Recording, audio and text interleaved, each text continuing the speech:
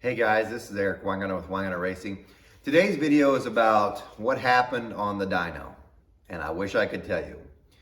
If you're one of the guys that have been tuning in my channel forever, and you're like, this guy's an idiot, he's a moron, doesn't know what he's talking about, well, today you got proved right, because I don't have a clue what happened. I still don't. I'm actually quite stumped on the thing. You could call me a magician, because I magically made a whole bunch of torque disappear, because yeah, that for sure happened. The horsepower, in case you're wondering what were the actual numbers, I'll go ahead and tell you, because it did make more power, absolutely did, and a bunch, at the wrong RPM. It made 700 horsepower at 7,800 RPM, and it made 501 foot-pounds of torque at 5,900 RPM. Yeah, you heard that right on the torque. That's what I mean. I murdered the torque. Like, I destroyed it. I mean, we started most of our pulls at 4,500 RPM, and I think it made 440 foot-pounds of torque there, or at the best with some different headers. Actually, I think it was 400. It was bad. You can throw out that first number because I don't think the dyno was grabbing hold at first. But regardless, it was horrible. So just for those that didn't watch the other video, let me give you a recap of what the engine is. It's a 406 small block Chevy. It's 11.5 to 1. It's got a Scat 4340 forged lightweight crankshaft. It's got Scat I-beam rods with the 7/16 cap screws, but they are ARP 2000s. And it's got a set of CP flat top pistons with 043, 3mm rings. The heads are my Brodix 10X RI heads. They're a really high raised up runner. They're not the normal raised runner, they're much higher. They're like almost an inch off the deck. The heads have 215 intake valve, 1/600 exhaust valve, and they flowed on the Sanyas right around 341, and on the Superflow, I think it went 353. The intake that was used this time was the Brodix MS91 that was heavily ported. It's a 4,500 top, even though we're using a 4150 carburetor. When attached to the heads and flowed, it flowed 333. It did flow better than the previous intake that was used, but we'll get to that in a minute. The carburetor was a 950 quick fuel that was rebuilt by Mark Whittier. It did have an HVH spacer on it because you kind of have to run that so that the linkage clears a 4,500 manifold. It has a solid roller camshaft, and the specs go like this. On intake duration, it's 248 degrees at 50 thousandths on the intake, and on exhaust, it's 200 and, sorry, I wrote it down so I wouldn't forget, but it looks like I did. 253. It says on the card 256, but it's really 253. And lobe separation is 108. At least that's what was claimed on the card. The lift on the intake is 750, and on the exhaust it is 690 lift.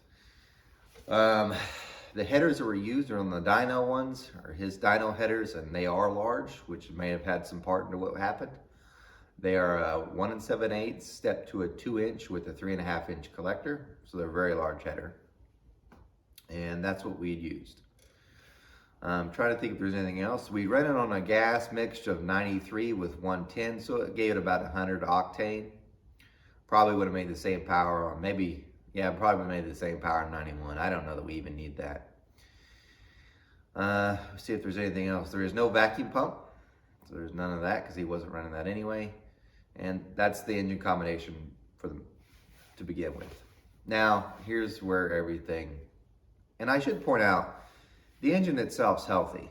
I have to give it some, like when you look back and you hear this video, you're like, there's a lot of negative I feel in it.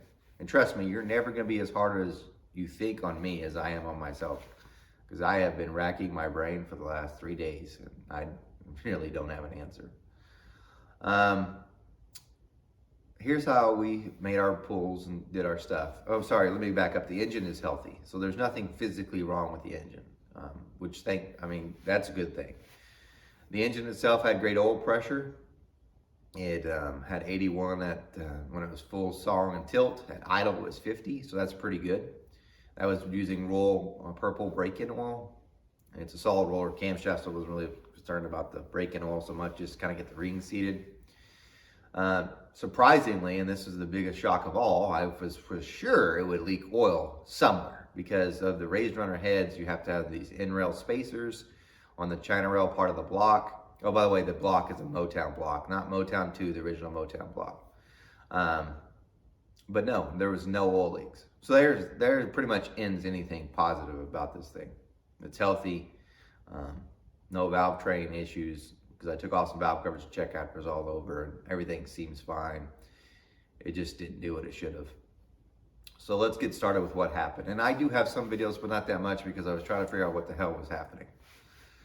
So just like I told you in the previous video, we warmed it up. And actually, by the way, it started off right away. He just pumped it a few times and it busted off right away. So I had the distributor right where it needed to be enough to start. Set the timing on the initial pulls at 32 degrees, left the jetting exactly where it was. Let it warm up, and then we're gonna make a pull between 4,000 and 5,500 RPM. The reason why is just kind of sets the rings, and if there's a valve train problem, like usually you could try to catch it within that. And honestly, if you just do a short pull like that at the beginning, if there's something really wrong, you'll catch it. And yeah, it's not like a lot of that times if something's wrong there, you're not really gonna be able to fix it, but you just will prevent from something totally bad going on, so it doesn't cost you as much money to fix it. So that's like it's like a pre-check. So anyway, do that pull, 4,000 and 5,500. And I knew right away, I was like, man, this doesn't seem right.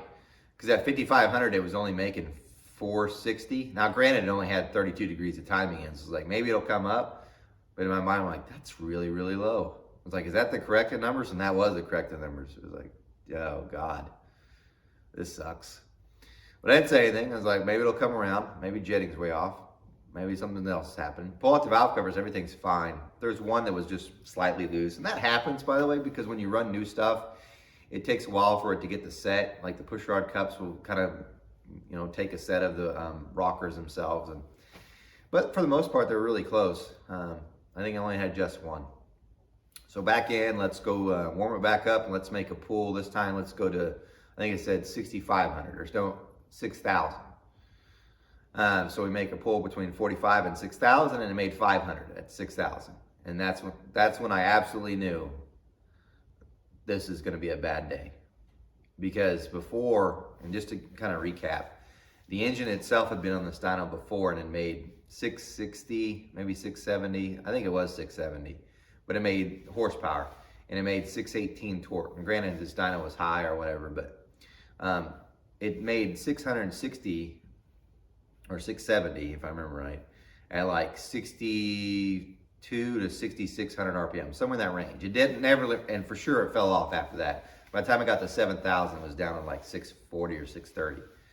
So when we're at 6,000, we're 500, we're like 100 horsepower away, a lot.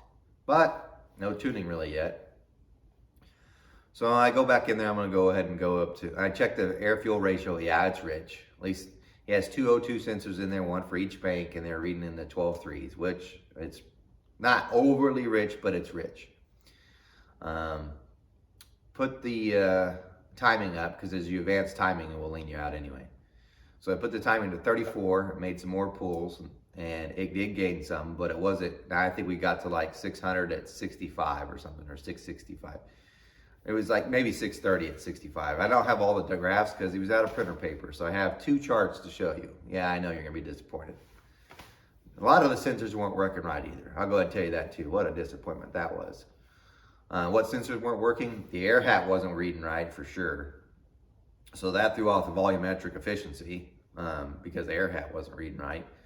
I don't think the fuel turbine was reading right because if you do by calculations, either the fuel turbine or the air hat wasn't working right because one of them, when it does its calculated AFR, wasn't the same as what the Lambda was showing, which that's not that uncommon, but to be that far off, something was for sure wrong.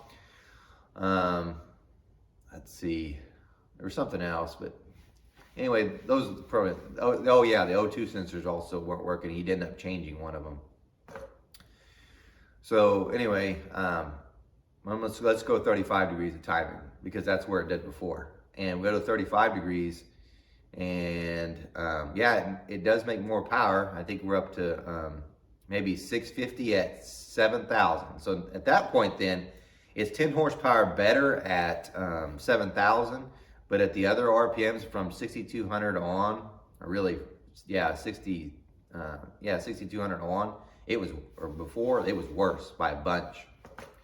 Torque's way off. I mean, we're so far off out of the ballpark, like 100 foot-pounds compared to before. Bad. So I'm like, well, if you look at the graph, it's just shooting straight up. And I know I'm probably not giving the best representation of this video. I am not a video artist, and I am so disgusted with myself anyway, right now. But anyway, if you look at the graph, it's just a straight shot up. It almost looks like you've got a blower on there. You ever seen a blower ones? If you ever look at their true good root supercharger, usually they're like, they just straight up. That's exactly how it looked. So it wasn't like it was doing the typical nose over thing, like it holds here and then starts dropping off. It wasn't doing any of that. It was straight up. So anyway, air fuel ratios kind of look okay. It's still showing rich like at 12.3. Timing's to 35. So I'm like, let's find out where peak happens. So let's take it to 7. We take it to 7, and at that point it actually beats the other one. It makes like 674, something like that, at 7. So I was like, well, it's beating the other one now, and I might have told you wrong before, but whatever we took it to, it was definitely better at the higher RPM. So now it's actually physically making more horsepower. So there's like one small win. However, the graph still looked like that at 7,000, which shouldn't have happened. Still don't know why it happened. So what we do again is let's just try to find peak. Let's go 7,500 RPM. Now this is, by the way outside of where he's operating, which makes me feel more disgusted. By the way, the customer's here. Make a pull at 7,500 RPM. Now it's up to like 684 at 7,500 RPM. And again, it's still climbing hard. Which most people will be like, wow, you made more power, you should be so happy. No, he's operating between 65 and 7,000 RPMs where he's going to want his peak at. I have somehow moved it to 7,500 RPM. And so I was like, well, and it's still climbing, but I'm like, let's see if we can't change something else. So the air fuel looks rich. So what I do is I go ahead and take out some more jet and take out 2 all the way around. And it gains some more power. I think we're up to like 692 or something. So then we go to try add, maybe it just needs more timing, something's off with that. Let's just try another degree. Put 36 in it, lost. So back to 35. By the way, I pull a plug and I'm like, his air fuel ratio is showing 12.3 and the plug showing you're perfect. So I'm like, well, let's just take out 2. 2 more won't really hurt it. Shouldn't. Take out 2 and it loses. So I'm like, okay, we're gonna go back. And then he goes, and I pull out a plug this time and yeah, it looks perfect because I put a new plug in. He goes, let me change the O2. So we make another pull with the new O2 and it's 12.8 where obviously the plug looked there. The timing kind of looks where it needs to be too. So at this point, it's nothing worse feeling, by the way, than knowing you've got the tune pretty much there and it sucks because there's no magical power you're going to find. Here's a video of that.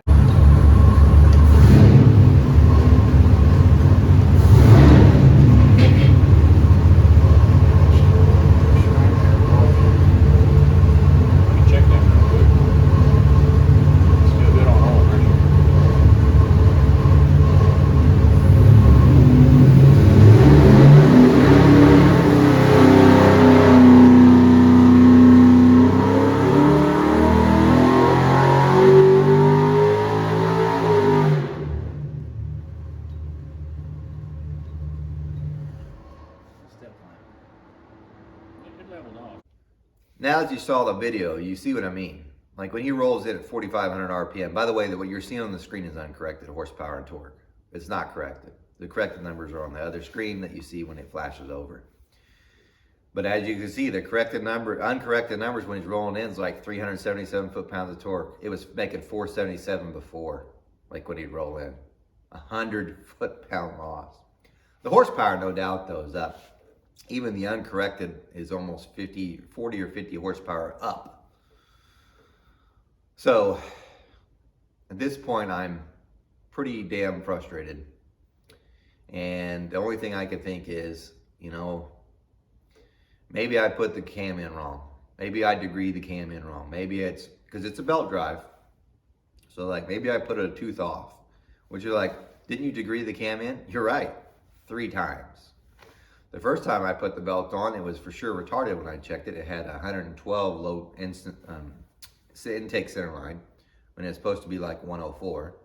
So I moved the belt and it got to 104.8 and put it on. And then I checked all my clearances, and just so you know, because I went back and looked at all my notes. I had 92 intake clearance with 0 lash and 134 on exhaust. So I was like, it seems about right, maybe. It's not way out, right? And then I also checked the degree of the cam again when the head and rockers were on, and it came out to what it came without the rockers on when I was just doing off lifters. I even went so far further, by the way, when I was checking it, because it's what I did. I took the cam card and it tells you where it's going to be at 50 thousandths when it opens and closes, and those were within the same. And I'll try to show you these in the video.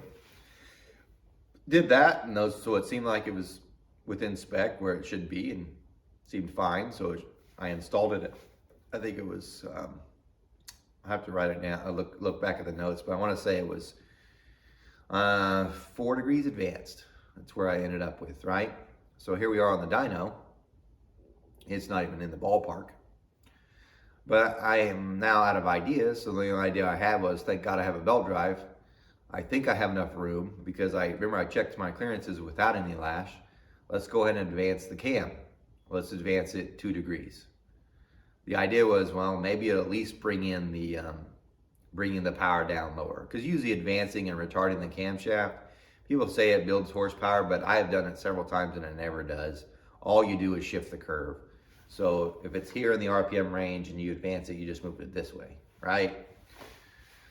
So, of course, the dyno guy asked, do you have enough clearance? Which I know I do. When you advance a cam, what ends up happening is you take away the intake clearance, which you'll gain exhaust. The exhaust already had a ton anyway, but the intake side before had 92 without any lash. So I figure if we go 2 degrees, that's about 20, which would bring you to 72. But remember, I did it without lash, so it's going to have more than 80.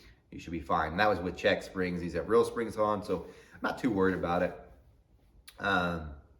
No catastrophic issues happened, by the way. So we advance at 2 degrees and we make another pull, and it makes more power, which great, but it makes and the torque did come up at that point. It didn't change where it occurred peak at. Still peak torque was like 59 or 6,000, and now it was up to exactly like 500 or 501. Peak power gained like 3 or 4, and that was at 7,500 RPM. So he was like, hey, do you want to see where this thing's going to end? Do you want to take it to like 8? And I go, let's just go 7,800. So we make another pull, and we go to 7,800 RPM, and it makes 699.6. And I'm going to show you this after I get done talking. And if you look at that graph and you're looking at it, it is still climbing that way. It does a little better than that. So if you look at the chart, you'll see it's gaining 3, actually. Typically, by the way, when the engine's about to roll over, it'll go like 3, and then the next 100 RPM, it might gain 2, or it'll gain 1, 1, 0, 0, and then start trailing off. Or maybe it'll go 1, 1, and then start trailing off. In other words, gaining 1, nothing, nothing, off. This was gaining 3, gaining 3, gaining 3, and then at 7,800, gaining 5. So I was like, maybe it's into another wave energy deal.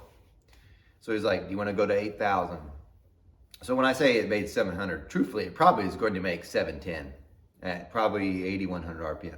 So I'm going to guess this, looking at that it gained 5 at from 77 to 78. I'm going to say it's probably going to gain another 3 if we'd gone to 79, which would put it at 702, probably another 3 or so, maybe 2 at 8,000. So point being, it's probably around 710 at 81. But I said no. I said that I was so disgusted. I said no. Now I know some of you are like, why don't you just keep pulling and see where it is?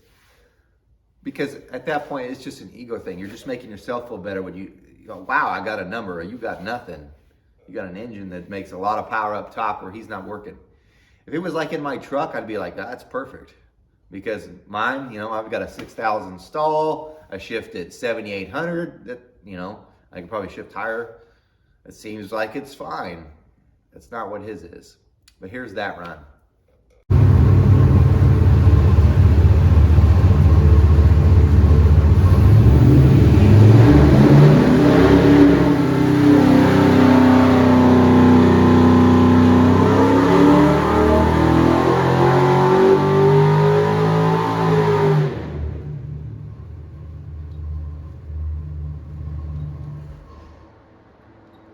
It increased the power all the way across the board. You see what I mean? It's still climbing. So, the customer's there. But I'm going to tell you who the customer is. This guy, his name is Cecil. He is a customer. He paid. So that's how I view it. My cousin, it's his wife. It's his husband. Sorry, my cousin, it's her husband. That's who the customer is. And the reason why when I first initially sold this engine is because I kind of wanted to keep it close because I liked that engine so much. It was so special to me. I gave him a hell of a deal when he first bought it. I ran it for all those years and brought it back. And this one makes it even more disgusting because the guys, if I call him to help me with the truck, like when you're at the track and you see someone recording, if it's not Jose, it's Cecil.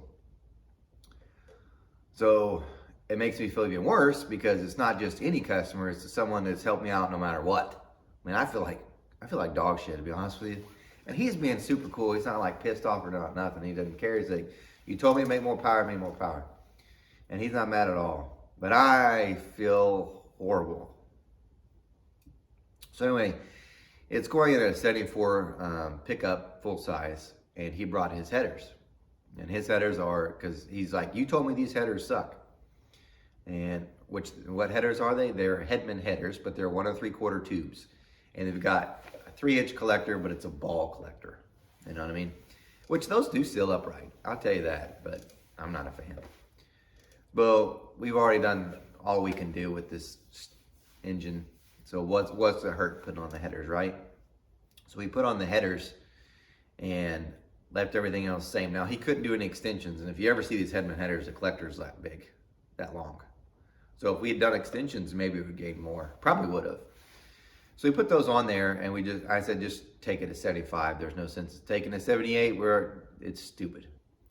So he does a 45 to 7,500 RPM pull. The headers really did change a lot down low for sure. I think it gained 30 foot-pounds of torque. And I'll show you that dyno chart so you can kind of see. But I'm not sure if it's grabbing. Like when he rolls in at 4,500, he lets it hold for a while and then presses it. But for whatever reason, it goes from 400 foot-pounds of torque and then it jumps all the way to 440 but the next 100 RPM. So I'm not sure if it's not just the way the dyno is loading that. But regardless, it gained quite a bit of torque. As a matter of fact, it made more torque and horsepower all the way up to 6,200 RPM. From that point on, the bigger dyno headers dominated. But even then, I think it made 680, something like that. I can't remember off the top of my head, but I got the sheet that you'll get to see. So that part was good. It got some torque back. Peak torque really didn't increase that much. It went from 500 to like 504. But for sure at 4,500, it was up considerably more. So at least 20. So the headers themselves for that deal was probably a win for what he'd be using in the RPM range he's at. It's still making less power in the RPM range that he's at than it did before. If we'd added extensions, which we clearly didn't have, we probably could have made even more, maybe another 10 foot-pounds more torque, and it would have been great. That part would have helped.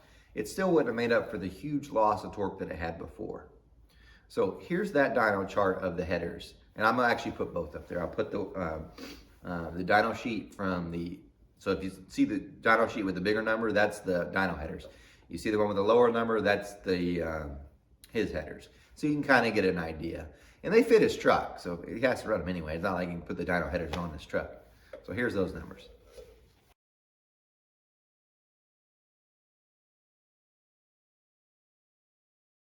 So the last thing we tried was, he was running Petronics before because Petronics had sponsored me and he'd been using that stuff, but I really wanted him to try using the MSD 6AL2 programmable. So I actually bought him the whole setup, although he ended up paying me by throwing money in my shop where I found it later. Well, I wanted to try this just because it's easier on starts, it's easier to change timing.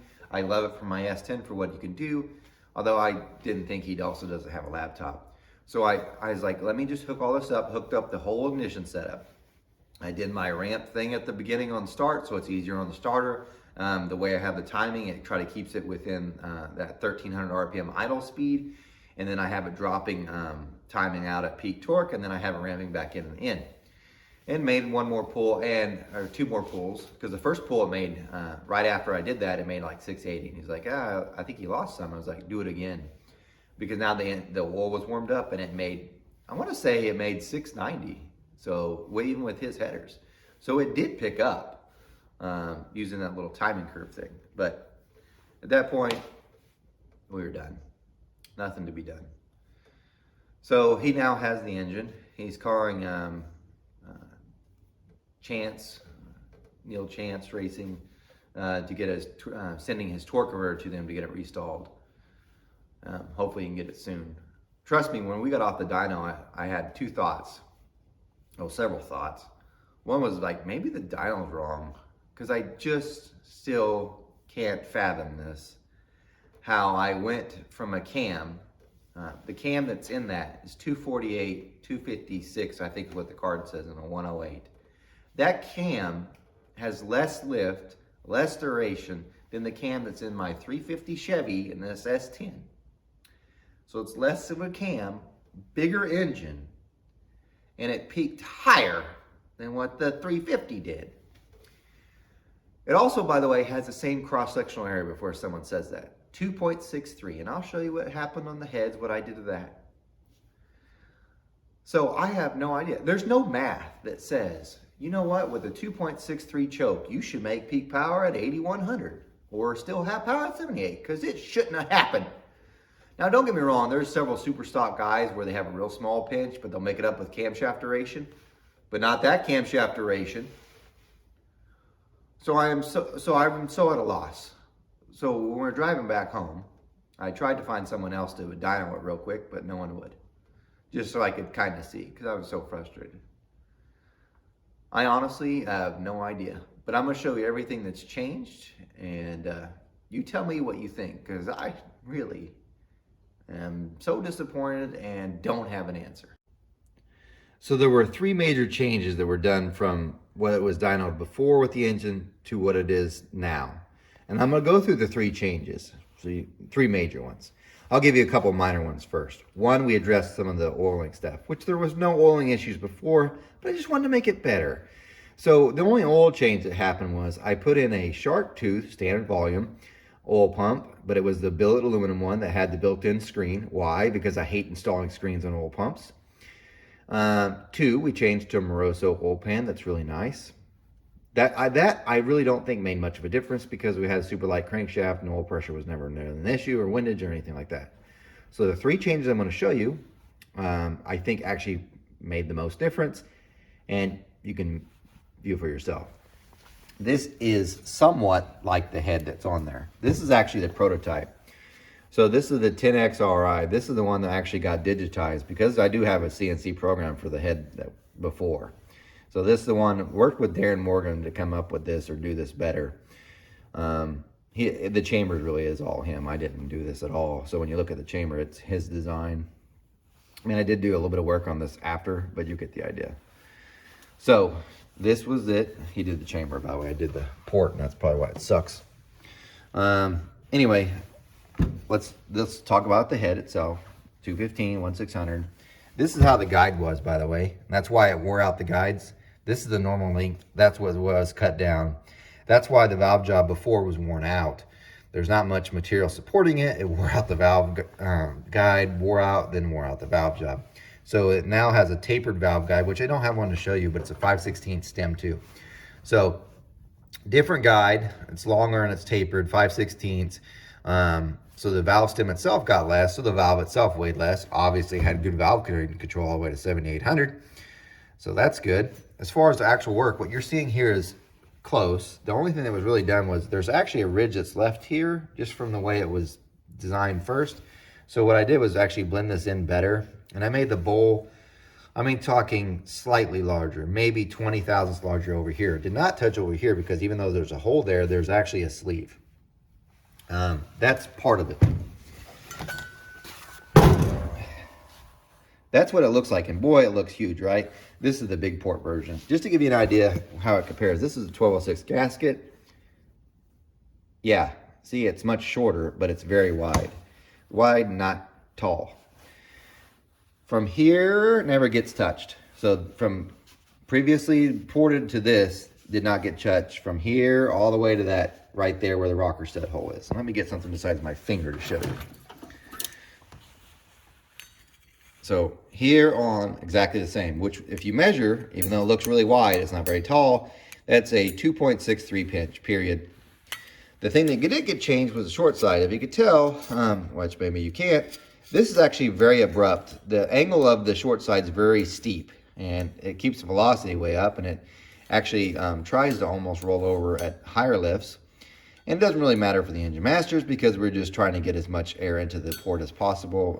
To keep the airspeed up as much as possible. We knew we weren't going to turn much more RPM. If it noses over, nothing really cares as long as you made more torque down low. So the biggest change came from the shape of the short side. And I'm not going to tell you what I did, except for it looks not like that either. It did get changed, and it got laid back more, and the shape changed. It wasn't a dramatic change. I mean, the shape, yes. As far as sizing, no. Very little change. The amount of flow it actually gained, it gained 5 CFM in the lower lifts, like at 400 valve lift, and it gained about 10 CFM in the upper lifts. It really did not grow any. So the port size itself might have gained 5 to 8 cc's. Not a lot. I promise you it wasn't like I went from this to that. No. As a matter of fact, that's what made this whole thing even more frustrating, because in 2009 in the Engine Masters, I had someone else do the exact same set of heads because I was trying to get one digitized and to get it done in time. They made a port exactly like this big, this wide, huge. It was 279 cc's. Yeah, way huge. Mike Jones did the camshaft, a 256, 262. It made more torque. Or it had the same bottom end pretty much. Same, almost the same lift too. So yeah, for this to make less torque than even that with this huge port, I don't know that there was the heads. Anyway, that's one change. This has changed too, and you're looking at a piece of paper because of this. For this engine, I actually, by chance, took both the old cam and the new cam before I put it in to a place to have a cam doctored. You can go back and watch that video where it said more left is better. And for those people that thought, see, I proved you wrong, you idiot. You may be right, but that'd be a first for this one. But I had the cam doctored. So this is the old cam. This is the intake duration for the old cam was 240.4. I know my penmanship's bad. The new cam, when it cam doctored was the new intake, that's intake, 240.4 at 50. It's now 247.8. That's what it cam doctored at. This is the duration at 200 thousandths, 158 to 167.5. If you look at lobe area, it went from 29.32 degrees to 33.63. And this is weird. This is the lift at top dead center from 103 to 98. So it actually has less lift at top dead center. The exhaust went from a 246 to what it was before. Where's the new one? Yeah, to a 253. It looks confusing, I know. So exhaust went from 246 to 253. 166.7 to a, man, my penmanship's gotten bad. That looks like a 173.5. Forget the penmanship. Point is that you can see how much it gained. And I didn't write that down. The lift at top dead center went from 0.115 to 0.116. Not much of a change. Oh, this should be interesting. Let me find the other one. I wrote this stuff down. Here's the biggest one. The intake, lobe separation. This is measured. This isn't what the cam card said. This is actual measured. Before it was 103.8. It's now 107.1. I should point out too that the cam doctor said it was 240.4, but if you look at the card, it was supposed to be 243. Just letting you know. The overlap was 36.9. I didn't write it down on this, but it's pretty dang close. So yeah, they're not that far off. That's what kills me. I know you're looking at this, you're like, I can't read anything you wrote. Me neither. This is what happens when you get frustrated and you just try to write stuff down. Point being is, it really only gained 8 degrees of intake duration, and see, 7 degrees on the exhaust. The lobe separation changed. It looks like 4 degrees about. The lift did change from an intake of 650 to a 750. The exhaust went from a 650 to a 690. These aren't huge. I mean, it is a huge change. It's 8 degrees is big, but it's not that big. Just to give you an idea, you see, this is my truck engine. Okay. It has a 252 on intake duration, a 258 on exhaust, which means it has more exhaust duration than the 406 does. It has more intake duration than the 406 does. It's a 108 lobe separation, the same as the 406. This has a 780 lift on intake, and I think it's 650 on the exhaust. So much less on the exhaust because there was no room. This peaked at 7,400 RPM on a 355. The smaller cam peaked at a higher one, which it can happen because, do you see that engine over there? This is the 477. That peaked at 7,000. It had a 247, 261, 774 lift, 107 lobe separation, 11.5 to 1. So yeah, it can happen, but I couldn't see 8 degrees making it peak almost 1,200 RPM later and killing so much torque, but it did. Something did. So anyway, there's that change. Let's go to the next one. The other major change came from the intake manifold, and you're like, that's not the intake manifold that's on it. No, it's not. It's the same version, though. This is the MS91. I'm getting ready to port this later. It has a clover leaf. Now, I don't have a picture of the previous intake manifold. I would love to show you. Maybe it's somewhere in one of the archive ones that I've showed before. Matter of fact, I think it is. If I could ever find the video it's in one of the videos, because I actually flow the heads attached with the dart intake. That's what it was used before. So the next major change would be, it went from a dart intake to this type intake. The dart intake had a design that looks like this. It was cloverleaf, but what I'd done is I made it with epoxy because it doesn't come that way. I'd also filled the floor so much and put like a little, almost like a turtle on the bottom, and kind of had to make it match with the heads. And then I switched to this intake, but had the clover leaves all cut out, and it's all ported and stuff. And I swear there's a video where I show it me flowing and attached to the head, and it flowed more. The runner length itself is actually, this one's about an 1/8 inch longer. It doesn't have a floor like the other, so as far as plenum volume goes, it's much, much larger now than what it was before as far as plenum volume was, and it's about 1 inch taller too. You can't say it didn't make peak power, but I don't know if it was the cam. It shouldn't have been the heads. The one other thing I left on the heads, I totally redid the exhaust to make it flow more. That's probably the bigger change on that. Went to a 50-degree valve job and made the exhaust flow more, about 10 CFM more, because the exhaust wasn't really that good before anyway. So that was a change. But regardless, you have the heads got changed, intake and cam, and somehow gained 50 horsepower, lost on that dyno 120 foot-pounds of torque. There you go. If you got suggestions, go ahead and give them. Since this video is already long and if you suffered through it, then you've suffered just like I have. I'm going to tell you what I'm going to try doing, because I know some of you are like, well, what are you going to do now?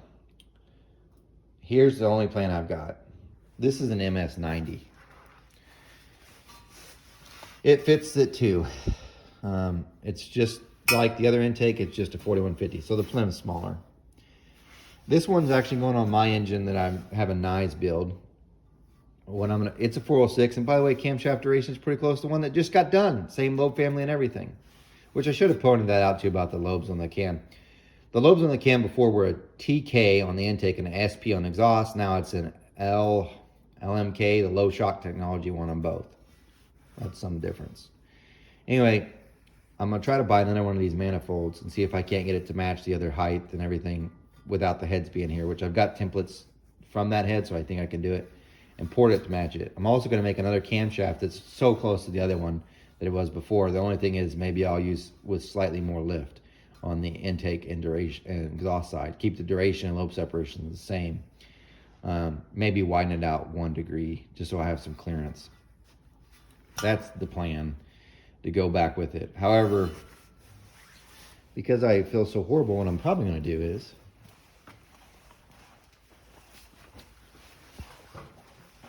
this engine's actually Jose's. I sold it to him. This is the 477 from Engine Masters. I'm thinking about buying it back from him.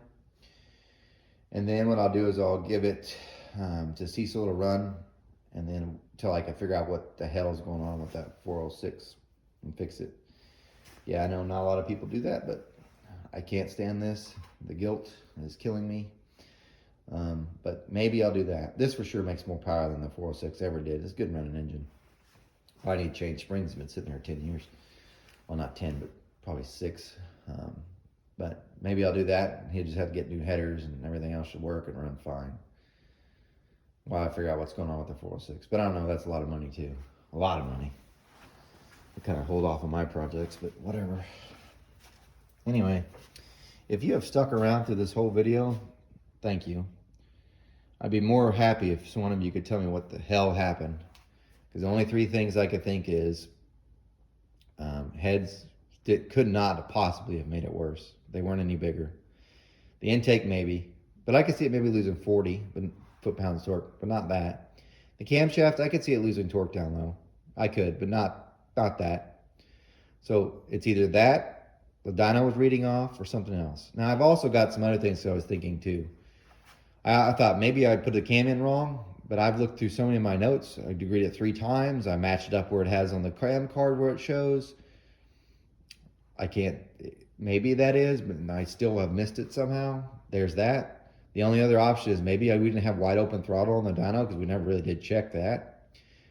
Or it's the dyno, but it's really easy to blame the tool, not the actual problem. But I don't know. Never in my time of doing this have I ever had an engine make so low torque like that. There's other ones like a 383 I built and a few others that made torque that was that low, but they were street engines.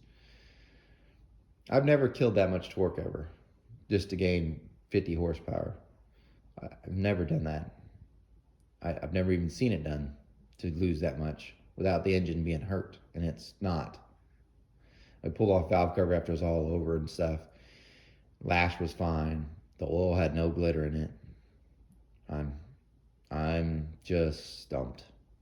But there you go. You made it through a long video. Congratulations. I swear the other ones won't be this long. Take care.